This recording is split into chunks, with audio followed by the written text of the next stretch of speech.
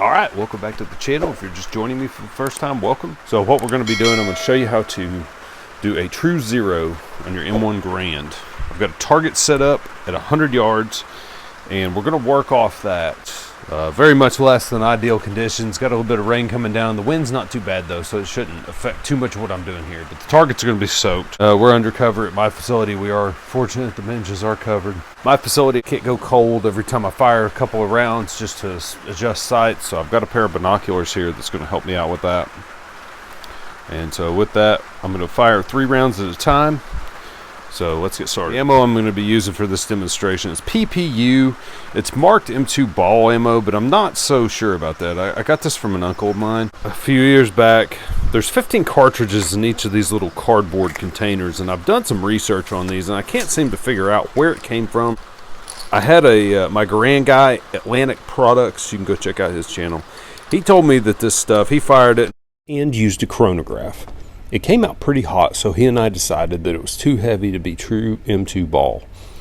With much speculation on whether to use higher velocity ammo like commercial hunting rounds, I took the safe route and in this case used my Schuster gas plugs. Specifically designed gas plugs are manufactured to reduce the greater pressures on the Garand that it suffers from firing commercial ammo.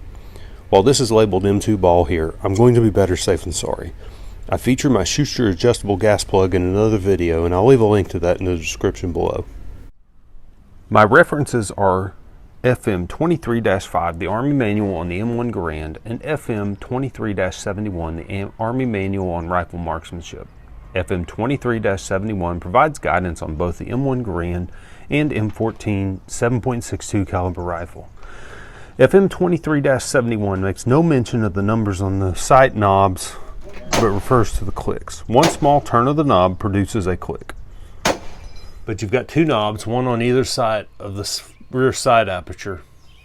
Your left knob is elevation, which means up and down. You turn it to the left, and it's going to move your sight down. You turn it to the right or clockwise, and it moves your sight aperture up. The knob on the right is your windage. You've got little hash marks on the rear of your receiver right there. You turn it to the left, and that's going to move your aperture left. And it doesn't have as fine clicks as the elevation knob. You turn it to the right or clockwise, and it moves your aperture to the right. And that's how you're going to make your adjustments to move your group. Before firing, the CMP recommends checking the tension on the rear sight. You do this because the recoil on the rifle can knock the sights out of alignment. Run the sight all the way to the highest elevation, then back down 2 clicks. Press down on the top of the sight fixture to make sure that it doesn't move. Mine still wiggles a little side to side, but there's not a drop. If it's loose, take a flathead screwdriver, turn the screw inside the knob right, 1 click at a time. Test the tension after each click, and if it's not improving, the new internal parts are needed. Depending on the tightness, you may need to push onto the screw with your thumb while you turn the knob. My example here seems to be up to standard with no free movement. If you have the old style sights with the locking bar, you have to loosen that, turn the sight to the number of yards that you wish to zero, tighten the screw, and then retighten the lock bar. Go all the way back down with the sight fixture and come back up 12 clicks according to the Army Marksmanship Manual, Field Manual FM 23-71. Step 2 is to clean your sights, front and rear, and darken them to ensure that they are visible. In order to see the sights clearly and easily, FM 23-5 suggests cleaning the sights and blackening them with something called a carbide lamp. In place of that, a kerosene lamp, candle, pine stick, smudge pot, or matches can be used. I tried matches with the notion that the soot from the smoke will darken the sights. It didn't work very well for me, so I would take it a step farther to say just use a black permanent marker.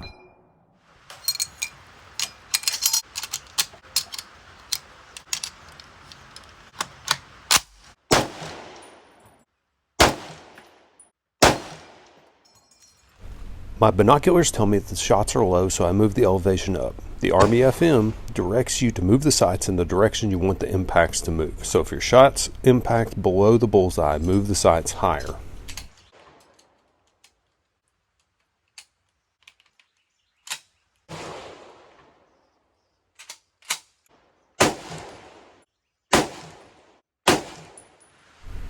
On the second adjustment, FM 23-71 suggests moving the sights more than you think is necessary.